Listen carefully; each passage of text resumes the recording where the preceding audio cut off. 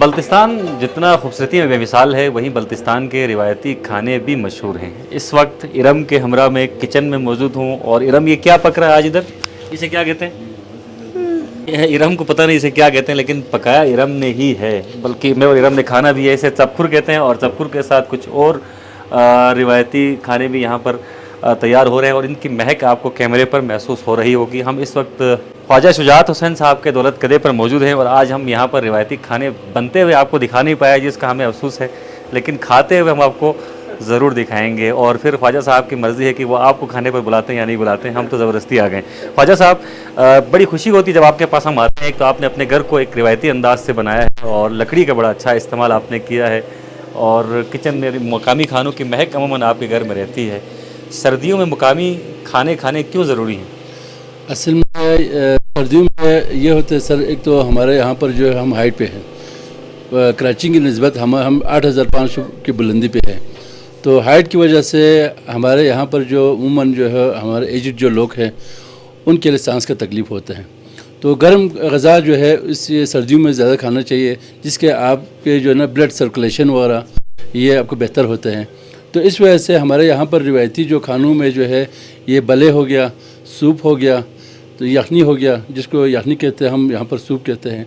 तो इस तरह चीज़ें, और ये जो हमारा सबखुर कहते हैं जो की रोटी और उससे बनते हैं बकविट से।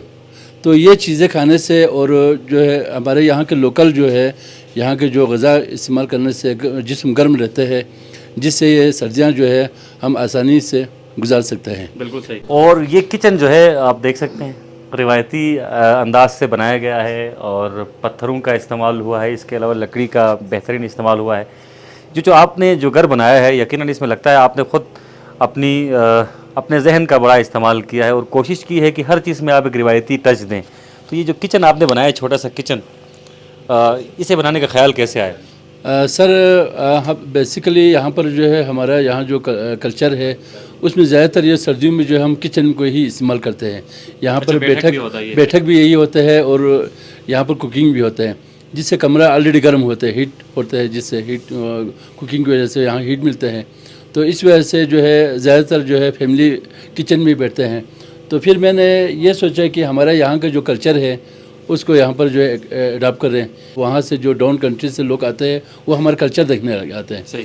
तो मैंने अपने कोशिश की है कि हमारा जो कल्चर है इसको ज़िंदा रखें। ख्वाजा साहब, बहुत शुक्रिया। जिस तरह आप देख रहे हैं ये एक रिवायती किचन है बल्तिस्तान का, और आप बल्तिस्तान में देखें तो किचन और बैठक साथ साथ होती है। यहाँ पर आप सामने खाने पकते हुए देख सकते हैं और इससे सर्दियों में दर्जे हरारत भी मेंटेन रहता है और साथ साथ एक फैमिली गैदरिंग भी हमेशा रहती है। जो अंग्रेज़ी टाइप के किचन्स हैं उनकी सबसे बड़ी खामी ये है कि जो लोग हैं जो बावर्ची खाने में जिनका काम होता है वो बावर्ची खाने में होते हैं, जबकि कोई ड्राइंग रूम में लोग खाने का इंतज़ार कर रहे होते हैं। उससे जो सोशल गैदरिंग है उसका जो अंसर है वो बहुत कम हो जाता है। लेकिन जो हमारे रिवायती किचन, बल्तिस्तान की रिवायती किचन की खासियत ये है कि हम एक छत तले बैठकर खाना पकते हुए देख सकते हैं, खाने की महक को भी महसूस कर सकते हैं और खाना वही अच्छा होता है जिसकी पहले महक का है, उसके बाद उसका जायका है और साथ साथ गुफ्तगू का मज़ा भी आया। यहाँ पर बच्चे भी हैं छोटे छोटे और एक और यहाँ पर जवान हमारे साथ हैं। जिस तरह रिवायती खानों की ख्वाजा साहब ने बात की और रिवायती खाने बड़े सेहत अफ़ज़ा हैं और हमारे इस जवान की सेहत को देखकर आप अंदाज़ा लगा सकते हैं कि रिवायती खाने जो है आपको कितनी ग़िज़ाइयत दे सकती है। क्या नाम है बेटा आपका? मेरा नाम रियान गुल। गुल भाई, क्या पसंद है खाने में आपको? जी, मैं ज़्यादातर पप्पू पसंद करता हूँ। अच्छा, पकता है आपके घर में? अमूमन पकता है पप्पू? हाँ जी, पकता है। सही। तो ये मुश्किल है पकाना, अम्मी को आप पकाते हुए देख सकते होंगे। और पकाना मुश्किल है, खाना मुश्किल है? पकाना मुश्किल है। और जो बल्तिस्तान के खाने वो अमूमन आप होटल्स में, रेस्टोरेंट्स में आपको नहीं मिलते हैं, क्योंकि इसको बनाना बहुत मुश्किल होता है और प्रॉपर वे में आप बनाते हैं तो उसका जायका भी आपको पूरा आ जाता है। इस्तेमाल करते हैं नेचुरल चीज़ें ज़्यादा इस्तेमाल करते हैं। बिल्कुल। जिसमें अखरोट हो गया, देसी घी हो गया, तो देसी दूध हो गया, इन्हीं चीज़ों से बनते हैं। जो भी चीज़ बनते हैं बाजार की चीज़ें कम इस्तेमाल होती कम होते हैं, ज़्यादा घर की चीज़ें इसमें इस्तेमाल ज़्यादा होता है। सही सही। तो चले जी बाहर चलते हैं किचन से ज़रा बाहर, और गुल भाई हमारे लिए खाना लेते आइएगा, इनकी जिम्मेदारी है। मैं घर भी आपको दिखाने की कोशिश करता हूँ, साथ साथ आता हूँ। जिस तरह पहले मैंने इब्तदाइये में कहा था कि ख्वाजा साहब ने हर चीज़ में लोकल टच देने की कोशिश की है। ये मैं इंटर हो चुका हूँ, और फ़र्श आपको जो है वो मिलता है अखरोट का फ़र्श, और अखरोट की जो लकड़ी है वो बड़ी महंगी लकड़ी तक कंसिडर की जाती है, और इसकी लाइफ भी बहुत ज़्यादा होती है। और अंदर जो इंटीरियर है, जो डिज़ाइनिंग की है, वो ख्वाजा साहब ने खुद इसे डिज़ाइन किया है। दिन के वक्त आप यहाँ पर आएंगे तो भी लाइट का कोई इशू नहीं होगा, और रात के वक्त भी लाइटिंग जो है इंतहाई खूबसूरत होती है। ख्वाजा साहब, इस पूरे घर को देखकर लगता है कि आप अच्छे खासे इंजीनियर भी हैं, आप बहुत अच्छा डिज़ाइन करते हैं चीज़ों को। जी बिल्कुल, मैं सिविल इंजीनियर हूँ सर। मैंने पेशावर से पढ़ के सिविल इंजीनियरिंग की है।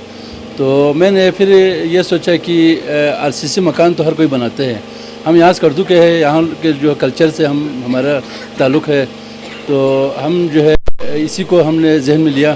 तो मैंने सोचा कि हम अपने कल्चर से ही अपना जो कल्चर को ही ज़िंदा रखने के लिए एक छोटी सी कोशिश की है कि हमारे जो बल्तिस्तान की जो कल्चर है ये हमेशा के लिए ज़िंदा रहे, और भी लोग जो है इसको जो है अपनाए और इससे फ़ायदा ले लें। तो इसका मकसद ये होता है सर, इसके ज़्यादा जो है ना छत के जो हाइट होते हैं वो कम से कम रखते हैं, ठीक है सर। और खिड़कियाँ जो है वो डबल ग्लास हम इसमें करते हैं, ताकि जो है इसके अंदर जो है हीट जो है ज़्यादा से ज़्यादा कमरे में आ सके। अच्छा, इसमें मिट्टी का इस्तेमाल हुआ या सीमेंट का इस्तेमाल हुआ? मिट्टी का इस्तेमाल किया है सर, मिट्टी का इस्तेमाल किया है। और जो हमारा जो चिकनी मिट्टी नहीं है सर, उसमें जो है गारा इस्तेमाल किया है, उसमें फिर जो है चूने का पानी इस्तेमाल किया है। तो ये चीज़ें मिक्स करके फिर इसको जो है इसके साथ लगाया था कि चूना जो है आपको पता है गर्म होता है। एक कमरे का हम विज़िट करना चाहेंगे। मड का इस्तेमाल हुआ है जी, और हाइट जो है मैक्सिमम जो आम मकानात हैं उनसे इसकी हाइट कम है। और ख्वाजा साहब चूँकि ख़ुद इंजीनियर हैं, उनका ये कहना है कि जब जितने आपके मकान की हाइट कम होगी उतना सर्दियों में टेम्परेचर जो है वो मेंटेन रहेगा। अभी कमरा है दूसरा जो है ये जो है सारे ये एग्जास्ट के लिए मैंने ऊपर जो किया है ना, ये सारे एग्जास्ट के लिए, क्योंकि ये जो है इसके अंदर जो है हमारा लोकल जो है सफ़ेदे के बल्ली लगा हुआ है, तो ये ख़राब ना हो, उसको जो है ना कोई इसको जो है वो सेम वगैरह ना आ जाए, तो इसलिए मैंने जो है ये डिज़ाइन किया है। ये इसमें जो है वो एग्जास्ट रखा है, तो ये एक एग्जास्ट के तौर पे जो इस्तेमाल भी करेगा, और थोड़ा डिज़ाइन भी लगता है। अच्छा, वैसे तो आप गर्मियों में देख ले सर, ये 7.5 फुट का है। हाँ। और कमरे का टेम्परेचर देखो सर, बिल्कुल, ये मैं यहाँ पर कोई बुखारी का इस्तेमाल नहीं है। चलिए, सर्दी में तो नॉर्मल है, और यहाँ आकर नहीं लगता कि हम दिसंबर के महीने में ये प्रोग्राम रिकॉर्ड करें, लेकिन गर्मियों में क्या समा होता है इधर? गर्मियों में भी मौसम बिल्कुल ठंड होता है जी। अच्छा। ये हमारे जो मड ब्लॉक है इसका खासियत यही है, ये नॉर्मल टेम्परेचर रखता है, ठीक है सर। क्योंकि कंक्रीट के जो सीमेंट के जो ब्लॉक होते हैं उसमें और हमारे जो मड ब्लॉक है उसमें जो है आसमान ज़मीन का फ़र्क होता है। मड ब्लॉक जो है लॉन्ग लाइफ है, ये मड ब्लॉक जो है, जब इसके बनिस्बत जो है जो सीमेंट के जो ब्लॉक होते हैं इसमें हमारे जो हाथ की जो मसाम नहीं होते सर, उसके जब ब्लॉक जब उसका क्यूरिंग टाइम पूरा हो जाता है तो उससे जो है ना मसाम की तरफ सुराख निकल जाते हैं, जिससे जो है वो हवा क्रॉस होते हैं, तो वो हम कभी भी कवर नहीं कर सकते हैं। तो मड ब्लॉक जो है मड और लकड़ी के साथ जो इसका जो कम्बिनेशन होता है वो बड़ा ज़बरदस्त होता है, और ये जो नॉर्मल टेम्परेचर होता है, तो ये गर्मियों में जो है ठंड होते हैं, सर्दियों में गर्म होते हैं।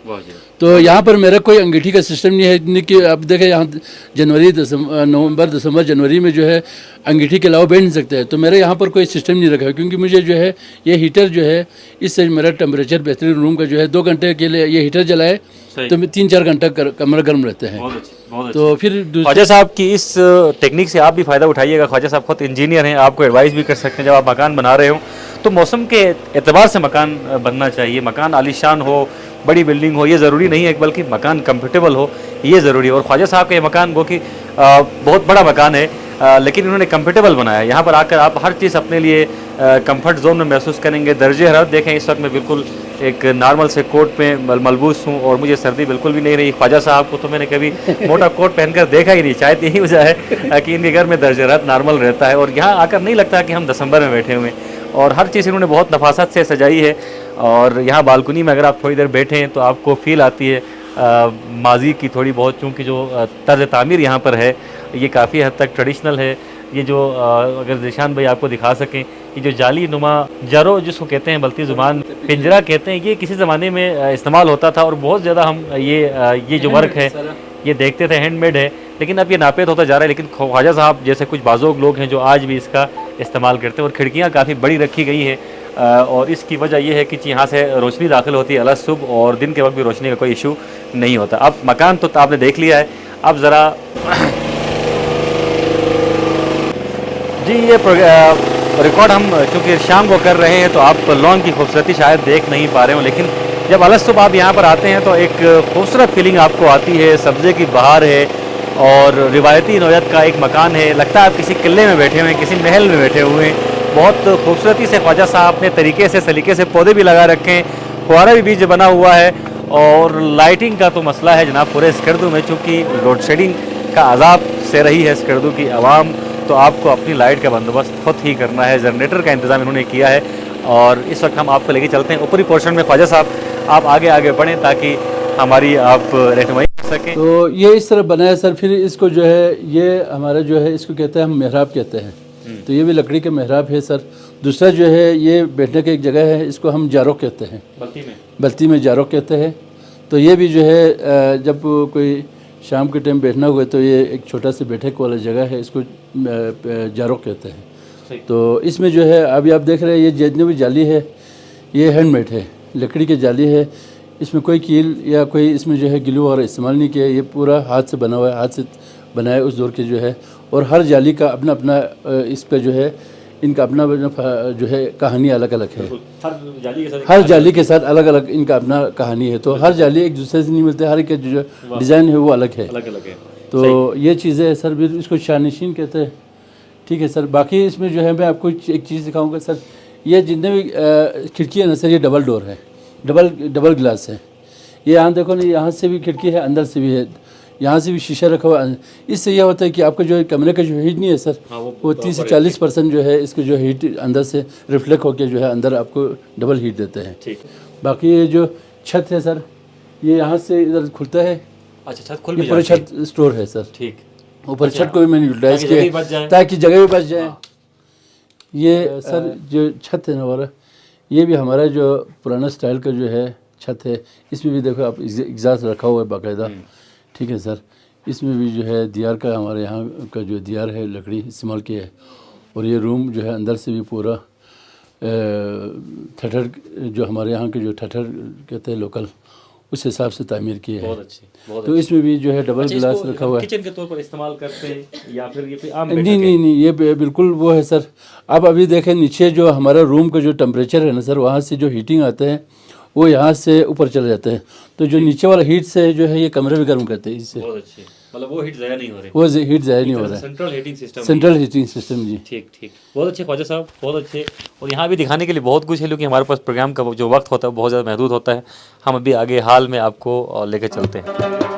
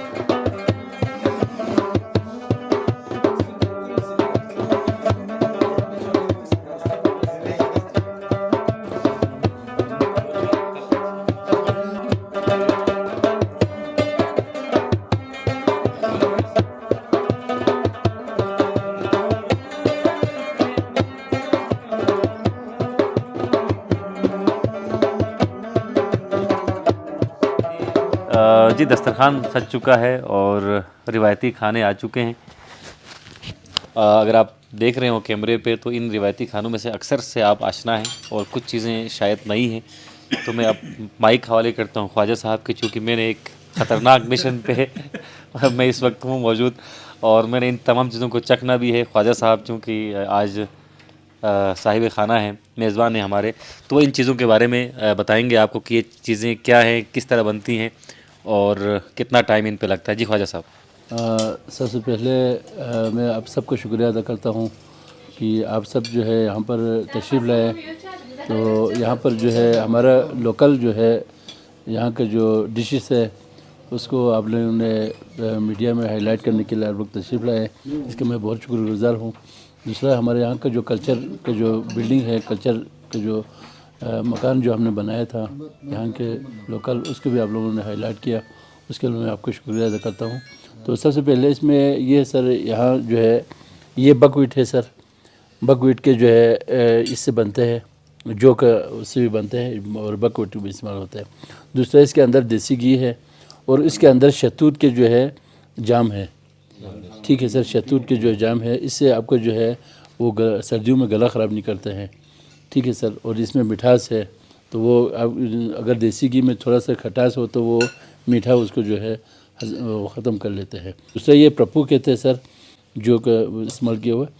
दूसरा जो है इसमें जो है जो इसके जो पेस्ट वगैरह हैं ये जो है अखरोट के हैं। तो इसमें धनिया, पुदीना, ये सारी चीज़ें डाल के जो है इसको तैयार किया जाता है। इसके साथ जो है ये हमारा देसी रोटी है, यहाँ का जो देसी अंगीठी में पकते हैं, इसको देसी रोटी कहते हैं, खुरबा कहते हैं, जो हमारे बस्ती में इसको खुरबा कहते हैं। जो इसके बाद सर ये वाला जो है ये हमारा गिरी का तेल है और इसके साथ जो है ये है ज़िरशिक, ये छोटा सा अंगूर के किशमिश वाला अंगूर होता है, इससे बनाया ये हमारा लोकल यहाँ का चटनी है, ये ज़िरशिक का चटनी है। इसमें जो है ज़िरशिक और प्याज और ये जो है अखरोट और गिरी, बादाम, ये सारा मिक्स करके ग्राइंड करके जो है इसको तैयार किया जाता है। उसके बाद सर ये एक नया चीज़ है जो हम सर्दियों में ज़्यादातर लोग इस्तेमाल करते हैं। ये छोटी आंत से बनते हैं बकरे के जो है, इसके अंदर जो है कीमा, छोटे गोश्त के कीमे, फिर पुदीना और चावल, ये सारा मिक्स करके इसके अंदर फिलिंग किया जाता है, फिर उसको जो है फ्राई किया जाता है। इसके साथ सर ये वाला जो है इसको हम सबखुर कहते हैं, ये भी जो है बकव्हीट से बनते हैं। तो ये भी जो है एक इसके गिरी के तेल के साथ खाया जाता है। उसके साथ जो है ये हमारे यखनी है, जो हमारे यहाँ के जो शादी ब्याह के दौरान जो है ज़्यादा घरों में ये बनते हैं और ये जो है दही और देसी घी से बनते हैं और बकरे के गोश्त से बनते हैं।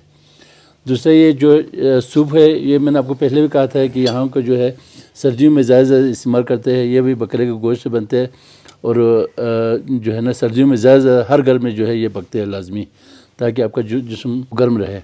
तो इसलिए इसके साथ जो है ये हमारा यहाँ का जो है लोकल बले है सर, तो ये भी जो है इसमें भी हमारा वो देसी वो इस्तेमाल होता है सर, बकव्हीट का आटा इस्तेमाल किया जाता है। इसके साथ भी इसमें पुदीना और यहाँ की जो लोकल जड़ी बूटियाँ जो है इसमें डाला जाता है, जिससे आपका जिस्म गर्म रहता है। सर्दियों में ज़्यादा इस्तेमाल किया जाता है सर। बहुत शुक्रिया ख्वाजा साहब, आपने बहुत ही इख्तिसार के साथ इन तमाम खानों के मुताल्लिक़ बताया और यकीनन ये खाने जो है सेहत अफ़ज़ा भी हैं और पूरी तरह से नेचुरल इंग्रेडिएंट्स के साथ और नेचुरल माहौल में पकते हैं।